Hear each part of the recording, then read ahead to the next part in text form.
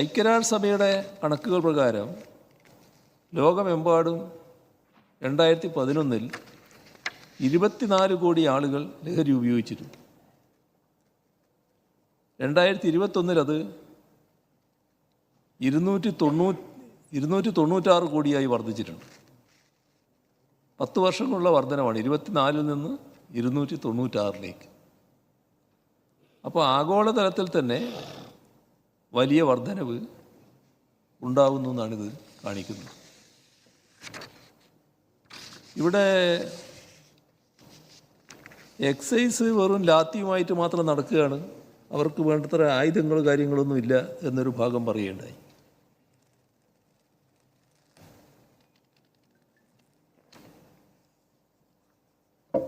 എക്സൈസിന് 9mm auto pistol തോക്കുകൾ 83 എണ്ണം സർക്കാർ നൽകിയിട്ടുണ്ട്.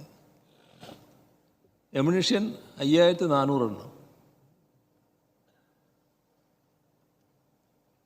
കൽക്കത്ത ഇഷാപൂർ റൈഫിൾ ഫാക്ടറിയിൽ നിന്ന് 60 ലക്ഷം രൂപ ചെലവിലാണ് കാര്യങ്ങൾ വാങ്ങി വിതരണം ചെയ്തത്.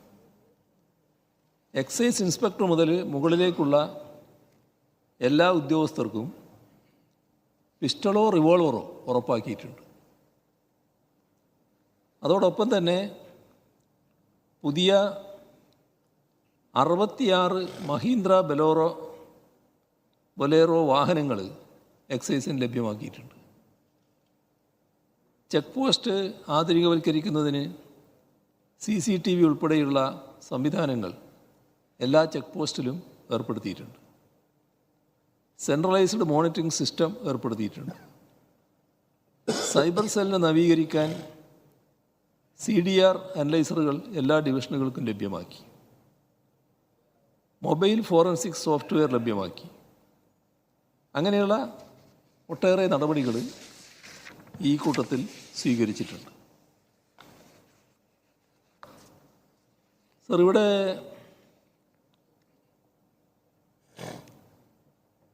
ബഹുമാനപ്പെട്ട പ്രമേയ അവതാരകൻ സംസാരിക്കുമ്പോൾ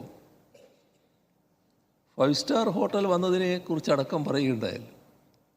സർ, കേരളത്തിൻ്റെ ഒരു പ്രത്യേകത നമ്മൾ കാണണ്ടേ?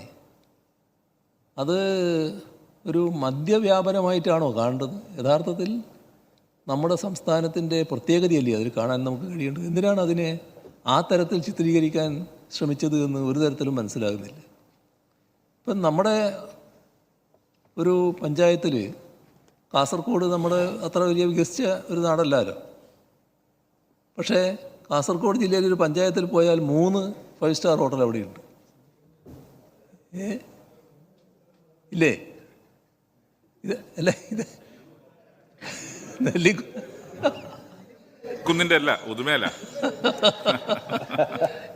ഇത് നമ്മുടെ നാടിൻ്റെ ഒരു പ്രത്യേകതയാണത്. ഒരു പ്രധാന കേന്ദ്രം, ടൂറിസ്റ്റ് കേന്ദ്രം.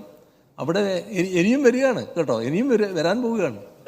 അപ്പോൾ ഈ തരത്തിലുള്ള ഒരു വളർച്ച നമ്മുടെ നാട്ടിലുണ്ടാവുകയാണ്. അതിന് നമ്മൾ അഭിമാനത്തോടെയല്ലേ കാണേണ്ടത്. അതിലെന്തോ ഒരു വല്ലാത്ത ഒരു അപകടം ദർശിക്കുന്ന മട്ടിലായിപ്പോയി അവതരണം. യഥാർത്ഥത്തിൽ ലഹരി നടപടികളുടെ കാര്യത്തിൽ അത് തടയാനുള്ള നടപടികളുടെ കാര്യത്തിൽ ഒരു വിട്ടുവീഴ്ചയും നാം സ്വീകരിക്കുന്നില്ല എന്നുള്ളതാണ് ഇതിലൂടെ വ്യക്തമാക്കിയത്. ഇവിടെ അതോടൊപ്പം റാഗിങ്ങിൻ്റെ കാര്യം പറയുകയുണ്ടായി. റാഗിങ് ഇടയ്ക്ക് നമ്മുടെ ക്യാമ്പസുകളിൽ നിന്ന് ഒഴിവായിപ്പോയി എന്ന് നമ്മളെല്ലാവരും ആശ്വസിച്ചൊരു കാര്യമായിരുന്നു. പക്ഷെ അത് വീണ്ടും തിരിച്ചു വരികയാണ്. ആ തിരിച്ചു വരുന്നൊരു ഘട്ടത്തിൽ കൂടുതൽ ശക്തമായ ആൻറ്റി റാഗിങ് നടപടികൾ സ്വീകരിക്കണമെന്നുള്ളതിനോട് പൊതുവെ യോജിപ്പ് തന്നെയാണുള്ളത്. എങ്ങനെ ചെയ്യണം, എന്ത് ചെയ്യണം എന്ന കാര്യത്തിൽ കൂടുതൽ ചർച്ചയും നടപടികളും സ്വീകരിക്കുക തന്നെ ചെയ്യണം. ഈ കൂട്ടത്തിൽ പറഞ്ഞു വന്നപ്പോൾ നമ്മുടെ ഇതിൻ്റെ പ്രധാന കാര്യങ്ങൾ ഞാൻ പിന്നെ പറയാം. അദ്ദേഹം പറഞ്ഞതിന് പറയേണ്ടതുകൊണ്ടാണ് ഇതൊക്കെ പറയുന്നത്.